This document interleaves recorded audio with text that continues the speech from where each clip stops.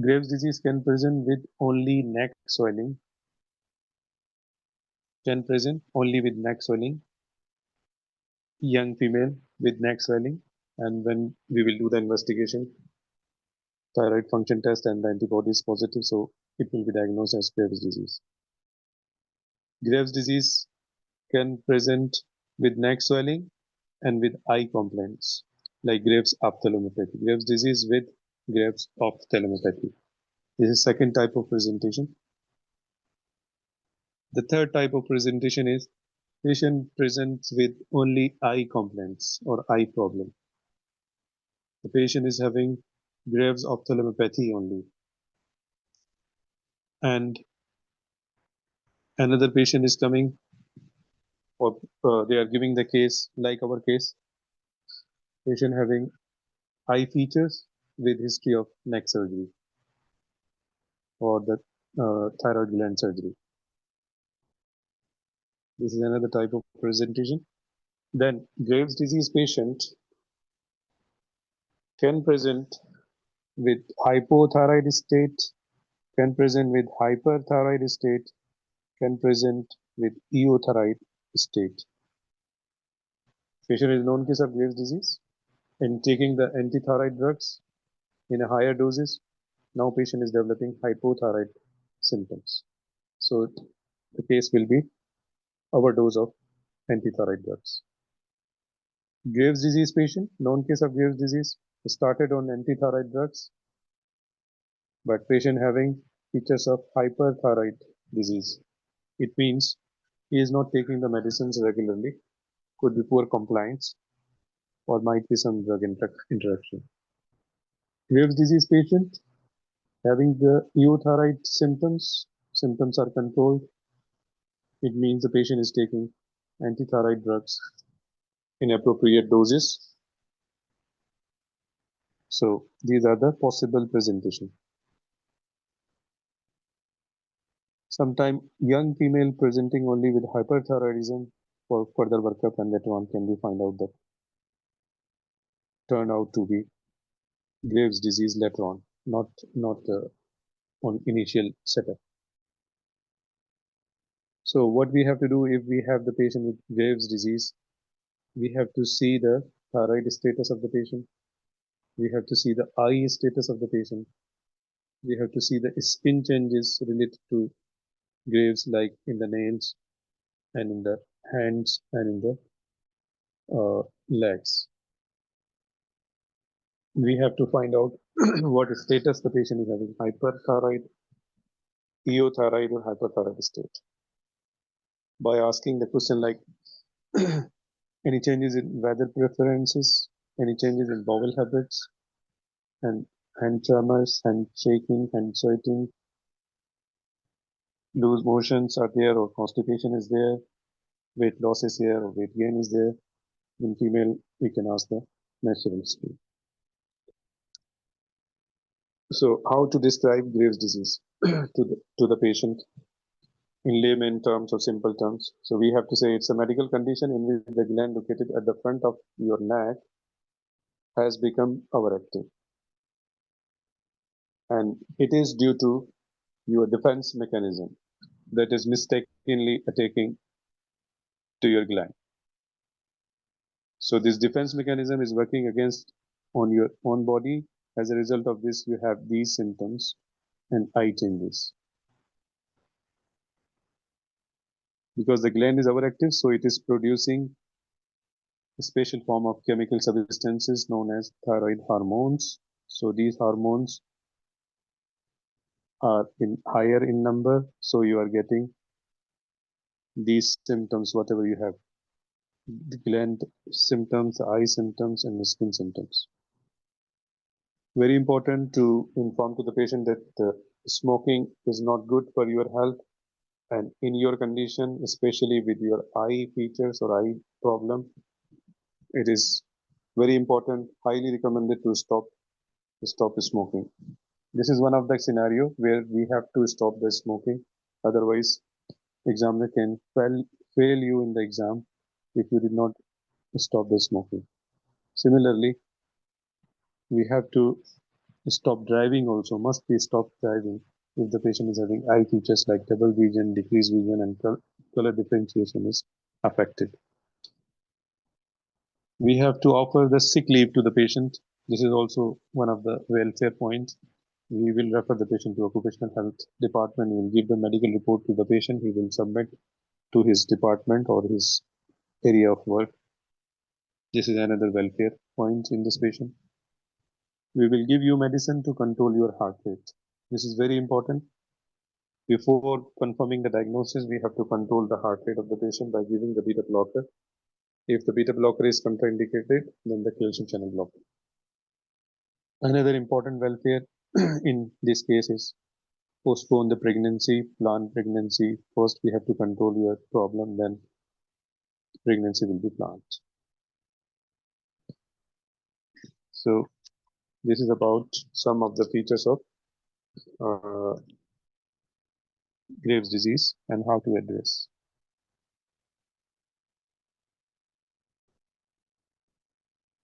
How to examine the patient with Graves disease. So Graves can have 5 features. Graves can have 5 features like the hyperthyroid features. Number 1. These will be the general symptoms, sign and symptoms, and then patient can have neck swelling, so we have to examine the neck. Patient can have eye symptoms and signs, so we will examine the eyes of the patient. Patient can have hand changes and nail changes, so we will examine the hands. And the leg changes or skin changes, microbial myxedema. These are the areas of examination. Together with this, we have to examine the cardiovascular system also. So start from the hands and then proceed. Nail changes, we have to see any pitting is there or clubbing is there or no. Then the tremors in the hands are there or no. Sweating is there or no. Then we will move to the neck and the eyes of the patient. Okay. In the neck area, we will see first inspection. There is swelling or the diffuse anterior neck swelling is there. Then we have to ask the patient to take a sip of water. Swallow when I say to you. When you are ready to see, then you ask the patient to swallow. This is on inspection. Then also on palpation, you will do this. Okay. So if it is moving with the swallowing, so it will be like thyroid swelling. Then you have to palpate the neck swelling. How is the surface, smooth or no? What is the consistency? Okay, whether it is diffuse swelling or no. So it will be most likely diffuse swelling with a smooth surface and firm consistency. Graves neck swelling is usually non-tender, and we have to check the bruit might be there. We have to check the retroexternal extension is there or no. Then the same we have to do from the back of the patient. We'll go to the head end of the patient and we will palpate the neck swelling again. Then the eye examination we have to do for proptosis. Proptosis we are doing from the head end of the patient. We will ask the patient to turn your neck upward. So you will see the eyeballs are propped up outside. This is known as proptosis. Exophthalmos usually we are seeing from the front of the patient. Lid retraction means the upper eyelid is retracting upward and the sclera, the white area is clearly visible above the brown area of the eye. This is lid retraction. Exophthalmos is when the lower eyelid area is down and the whiteness is seen between the sclera and the lower eyelid. This is exophthalmos. And the lid retraction is upper eyelid. Okay, then we will ask the patient to move the eyes with fixing the head in a C-shaped manner from up to down. So when he is seeing up, then you are moving your finger down. So there will be lid lag. The upper lid will lag, will come down slowly. The eyeball move down, but upper lid is still above. It will come slowly and gradually down. So this is known as lid lag. So this is examination of the eyes or the eye signs. And then we have to check the cardiovascular system, and then we will go down to the legs to check for vertebral fixed edema or any serial edema is there or not. Okay. And investigation, I'm not going into detail about the investigation we have discussed. Now I'm going towards the management of these patients with Graves disease. Non-pharmacological management, very important here. We have to stop smoking. If the patient is having dryness of the eyes, we have to give artificial tears. Another important point is we have to ask the patient to keep your head end upright while sleeping. For diplopia, patient can use prism glass. For diplopia, patient can use a patch, so it will improve the diplopia. While sleeping, you have to cover your eyes. When you are going outside, use sunglasses. So these are the non-pharmacological management. Stop smoking, stop driving, okay, and keep the head end upright. For diplopia, apply the patch or use the prism glass. And during sleeping, cover your eyes. When you are going outside, use the sunglasses. Medical treatment, we have to control the heart rate by giving the beta blocker like propranolol. It will control the symptoms of palpitation. Then antithyroid drugs, carbimazole or propylthiouracil. It is given generally for 18 months. If the patient is having Graves ophthalmopathy active disease, then we have to give steroid per oral or IV according to the severity. In resistant cases of Graves ophthalmopathy, we can give rituximab. Steroid resistant Graves ophthalmopathy, we can give rituximab. Surgical treatment for Graves disease is thyroidectomy, and the indication for surgical treatment is if it is causing compression by the large goiter, and if there is difficulty in breathing, difficulty in swallowing, or hoarseness of the voice is there, or the cosmetic purposes sometimes going for the surgery, and if sometimes suspecting tumor, then we have to do the surgery. Sometime when the medical treatment is failed, we can go for surgery.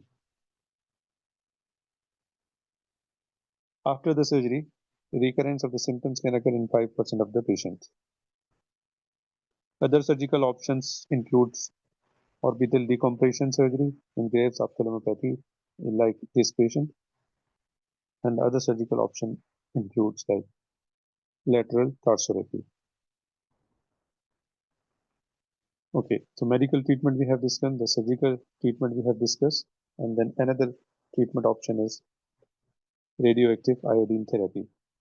Oral iodine is given single dose, but we can repeat if it is not successful. Recurrence of hyperthyroidism or Graves disease is 20% after radioactive iodine therapy. So we have to give the choices to the patient, and we have to see the medical condition of the patient, which treatment option is favorable for the patient. Medical, surgical, or radioactive iodine therapy. Most of the patient, they choose medical treatment first, then they choose either surgical or radioactive iodine therapy. The side effect of radioactive iodine therapy and surgical treatment is patient can go into hypothyroidism.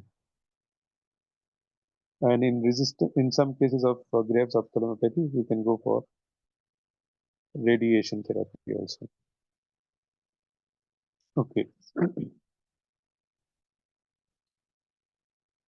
Just to give you some important points about Graves ophthalmopathy, then we will move to the next case.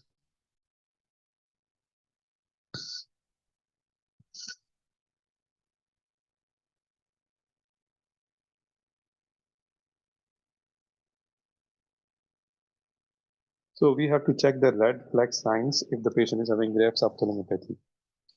If these red flag signs are present, we have to refer the patient to ophthalmologist urgently. It's a medical emergency. Like the patient is having diplopia, patient is having color vision affected.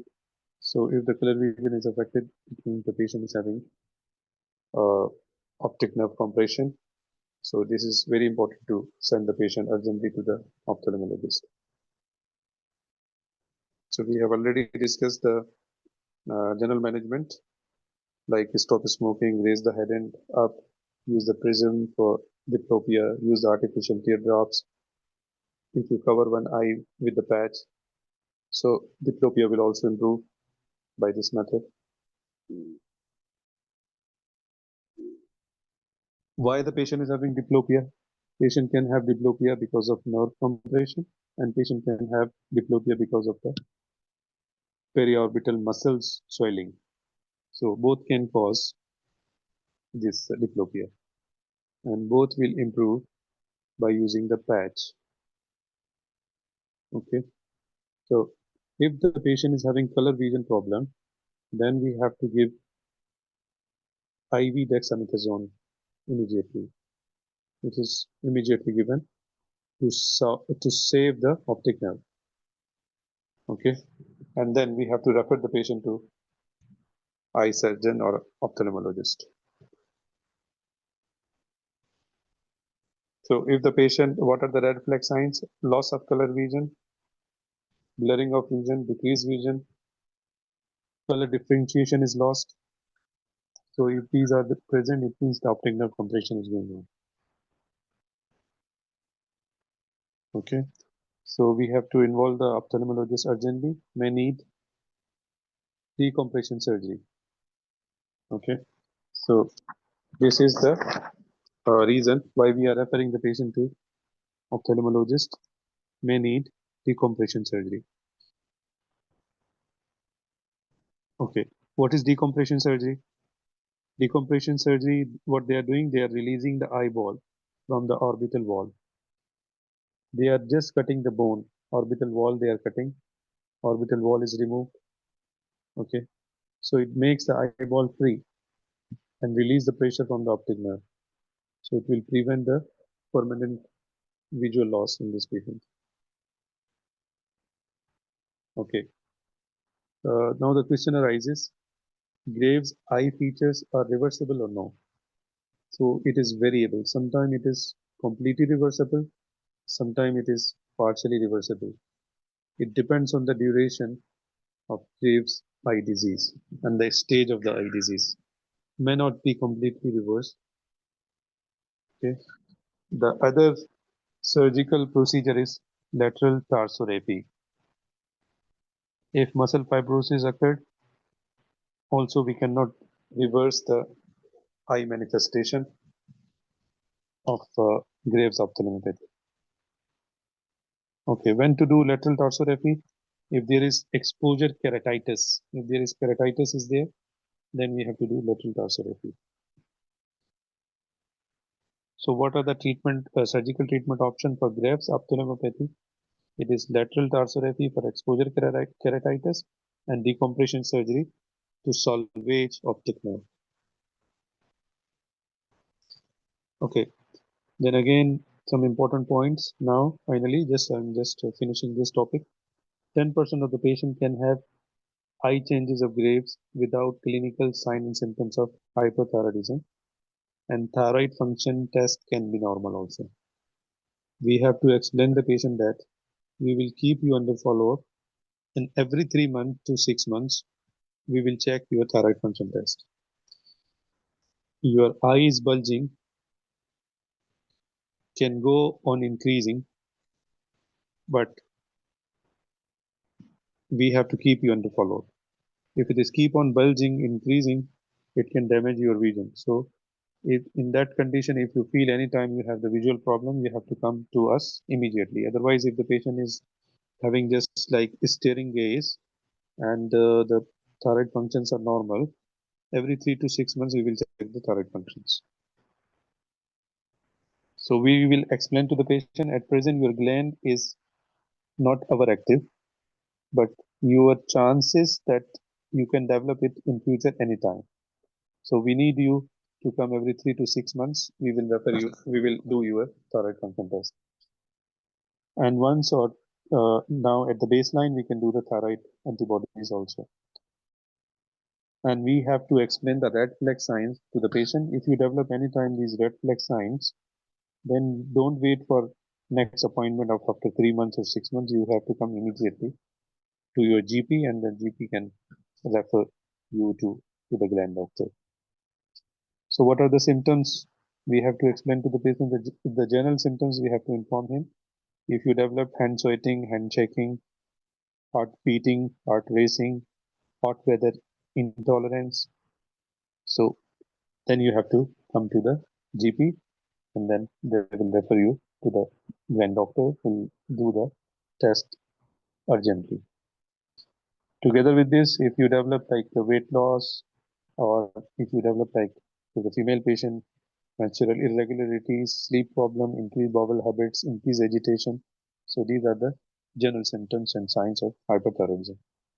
Together with this, we have to inform the eye symptoms also. Anytime if you develop uh, blurring of vision, double vision, or the differentiation of color is becoming difficult, then you have to come to us or to the GP immediately. So some patient can have both eye features and systemic features of thyrotoxicosis together. Some patients, they underwent operation, systemic features disappear, but eye symptoms can persist, may take time to improve, and may not improve at all completely. So very important question we have to ask in such cases with the eye features, any thyroid problem in the past, okay, and then we should proceed from there. Some patient can have only exophthalmos for years. Looks like he's having a staring gaze, looks like he's having anxiety, but no other eye symptoms and no systemic symptoms. And maybe some people, some friend is just pointing out that you're having very unusual gaze, staring gaze. For more detailed explanations and related topics, we invite you to watch our videos on our YouTube channel. Don't forget to like, comment, and subscribe to stay updated with our latest educational content. Thank you.